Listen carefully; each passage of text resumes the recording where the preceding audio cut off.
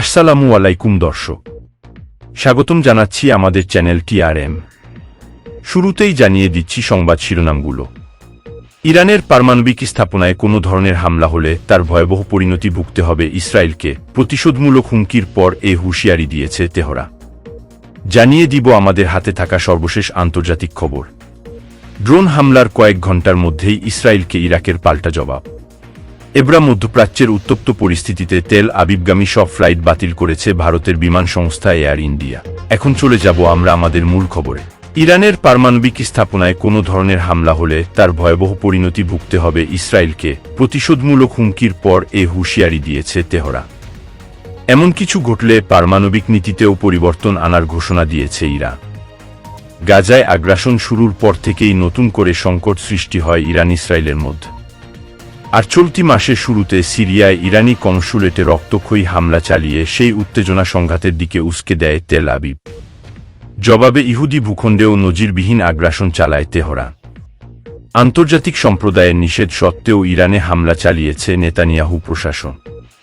তবে ইরান সরকার তা অস্বীকার করেছে। ইসরায়েলও এ বিষয়ে আনুষ্ঠানিকভাবে এখনও কোনো মন্তব্য করেনি। চলমান উত্তেজনার মাঝেই তেল আবিবকে কঠোর হুঁশিয়ারি দিয়েছে ইরানের রেভলিউশনারি গার্ড IRGC।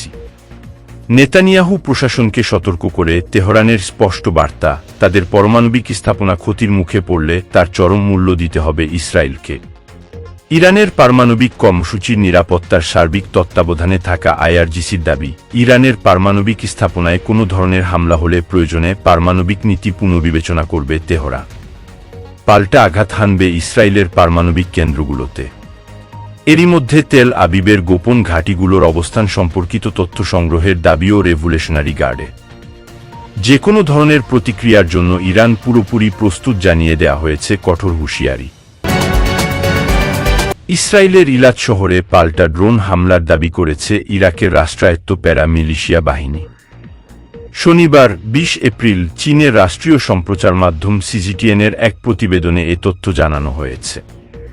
লোহিত সাগরের তীরবর্তী ইসরায়েলের ইলাত শহরে একটি ড্রোন হামলা চালানো হয়েছে। সেনাঘাঁটিতে হামলার জবাবে ড্রোন হামলা চালানো হয়েছে বলে ওই বিবৃতিতে উল্লেখ করা হয়। শুক্রবার 19 এপ্রিল গভীর রাতে প্যারা মিলিশিয়া বাহিনীর সেনাঘাঁটিতে বিমান হামলার ঘটনা ঘটে। ওই হামলায় এক সেনা নিহত ও 6 জন আহত হয়েছেন। ইরাকের রাজধানী বাগদাদের 50 কিলোমিটার দক্ষিণে অবস্থিত কালসো নামে একটি সেনাঘাঁটিতে অবস্থানরত পপুলার মোবিলাইজেশন ফোর্সের সেনাদের উপর আকাশ থেকে বোমা হামলা হয়েছে। ইরাকি নিরাপত্তা বাহিনীর সূত্র জানিয়েছে, বিমান থেকে এ হামলা চালানো হয়েছে। এ হামলায় পপুলার মোবিলাইজেশন ফোর্সেসের এক সেনা নিহত ও 6 জন আহত হয়েছেন। আহতদের স্থানীয় হিলা শহরের একটি হাসপাতালে নেওয়া হয়েছে। কারা এই বিমান হামলার জন্য দায়ী তা জানা যায়নি। তবে যুক্তরাষ্ট্র এ হামলার দায় অস্বীকার করেছে। ইরাকে অবস্থানরত এক মার্কিন কর্মকর্তা বলেছেন, ইরাকে কোনো মার্কিন সামরিক তৎপরতা ছিল না।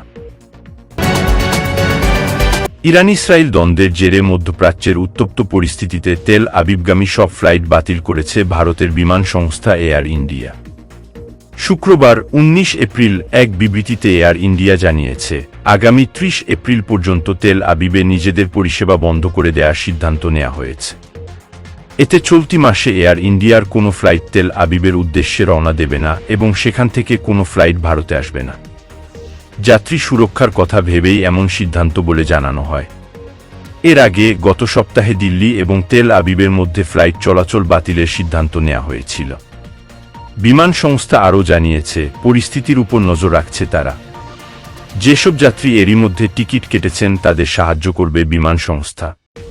টিকিট বাতিলের জন্য অতিরিক্ত খরচ নেওয়া হবে না। চলতি মাসের শুরুতে সিরিয়ার দামেস্কে ইরানি কনসুলেটে হামলার জবাবে ইসরায়েলে ক্ষেপণাস্ত্র ছোড়ে ইরান। জবাবে ইসরায়েল ইরানের ইস্ফাহানে হামলা চালিয়ে পরিস্থিতি জটিল করে তুলেছে। তবে ইরান সরকার তা অস্বীকার করেছে। ইসরায়েলের পক্ষ থেকেও আনুষ্ঠানিকভাবে এখনও কোনো মন্তব্য আসেনি।